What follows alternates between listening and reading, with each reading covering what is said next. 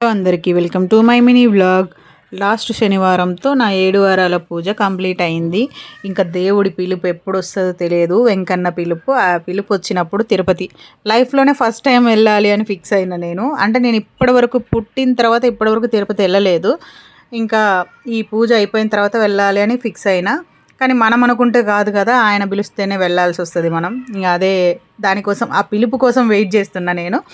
అయితే 7 శనివారాలలో జరుగుతాయి, మనం అనుకున్నవి జరుగుతాయి అంటారు కదా.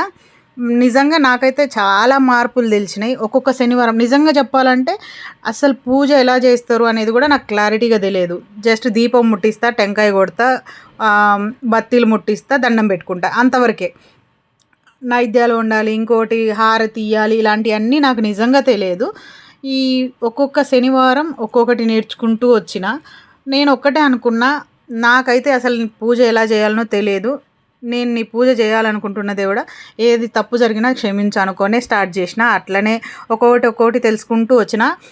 లాస్ట్ శనివారం రోజు వాయనం, అదే తాంబూలం ఇస్తారు కదా, ఆ ఇచ్చేటప్పుడు అందులో గాజులు కూడా పెట్టి ఇవ్వాలి అనేది నాకు తెలియదు. ఆ తాంబూలం తీసుకొని వచ్చిన ఆమెనే కూర్చోబెట్టి తాంబూలం ఇవ్వాలి, అట్లా ఇవ్వద్దు అని చెప్పి నేను ఒకటే చెప్పి, నాకు రాదు, తెలియదు, మీరు చెప్తే తెలుసుకుంటా అని చెప్పి ఇంకా అప్పటికప్పుడు ఇంట్లో ఉన్న గాజులే వాళ్ళకి తాంబూలంగా ఇచ్చిన. మొత్తానికైతే 7 శనివారాలు కంప్లీట్ అయినాయి. అయితే మధ్యలో 3 వారాలు గ్యాప్ వచ్చింది. దేవుడి దయ వల్ల అన్నీ మంచిగా జరగాలని కోరుకుంటున్నా. అన్నీ క్లియర్ అయిన తర్వాత చెప్తా ఏదైంది.